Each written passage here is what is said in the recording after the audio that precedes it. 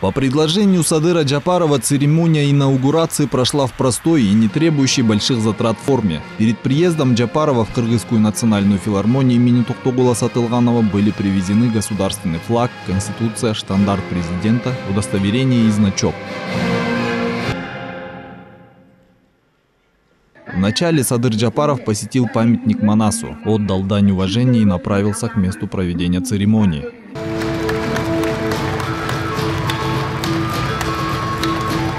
Председатель ЦИК Нурджан Шайлдабекова огласила регистрацию Садыра Джапарова в качестве президента, и новоизбранный глава государства был приведен к присяге.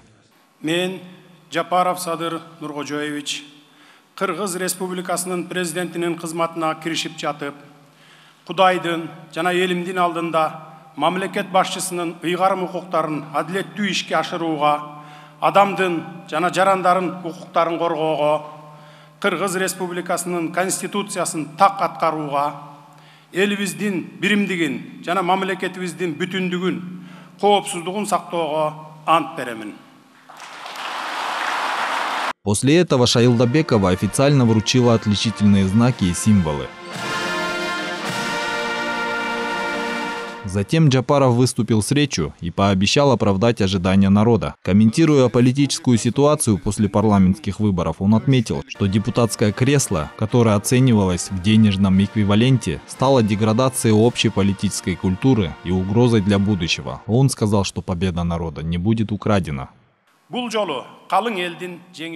На этот раз победа не будет украдена. Чистые намерения народа не будут узурпированы. Основной целью моего президентства будет выполнение требований моего народа. Поэтому мой долг как президента – работать день и ночь, реализовывать такие масштабные проекты, как Камбарата, Сары-Джаз, Верхненарынский каскад, создавать рабочие места, возвращать тысячи соотечественников.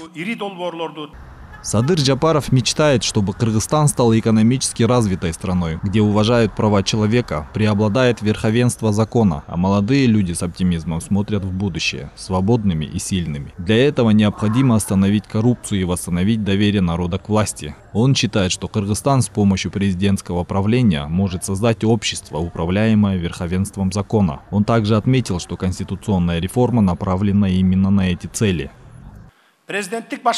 Президентское правление означает не подавление прав человека, свободы слова и выражения, а подавление политических партий и преобразование парламента и судебной системы в независимые ветви власти. Мы знаем последствия индивидуального и семейного правления, которое стремится грабить богатство нашего народа и злоупотреблять их сыновьями и дочерьми в узких эгоистичных интересах. Поэтому хочу повторить, что президентское правление – это большая ответственность перед народом. В то же время президентское правление означает строгий контроль над политическими и экономическими программами, направленными на развитие страны.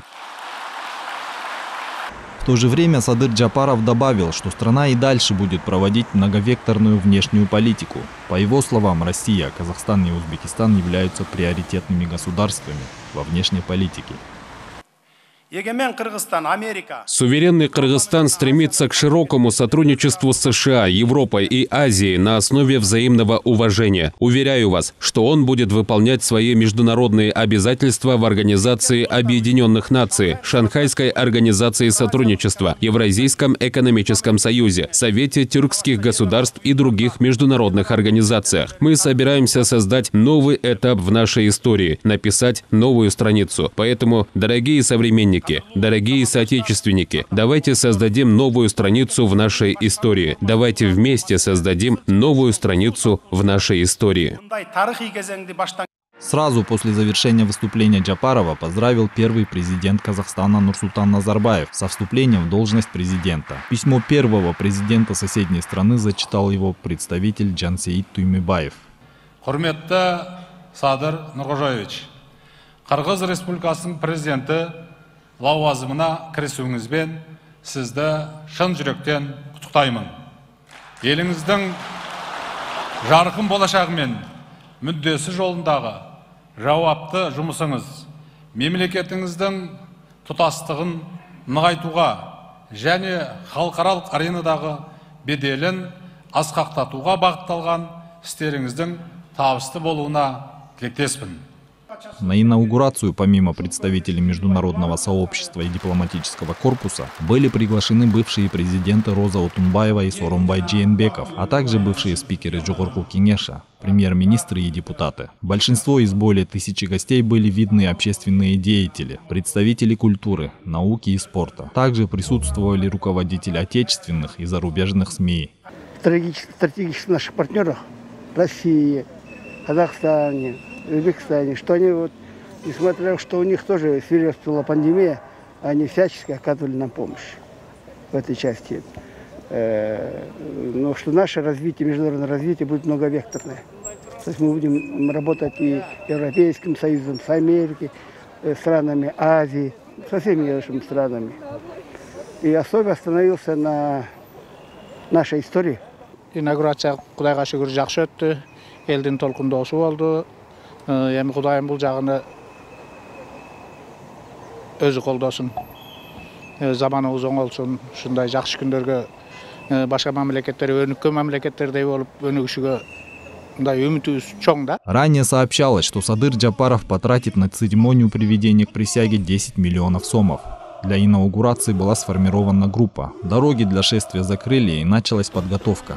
В результате в городе возникли пробки и подверглись критике со стороны общественности. Затем Джапаров отказался от дорогостоящего мероприятия и банкета. Поэтому церемония прошла только в рамках протокола. И после церемонии инаугурации Садыр Джапаров принял шествие Национальной гвардии. Затем новый президент проследовал в свой кабинет в Доме правительства. Азамат Кенжешев, Алтынбек Саакиев, Нью ТВ.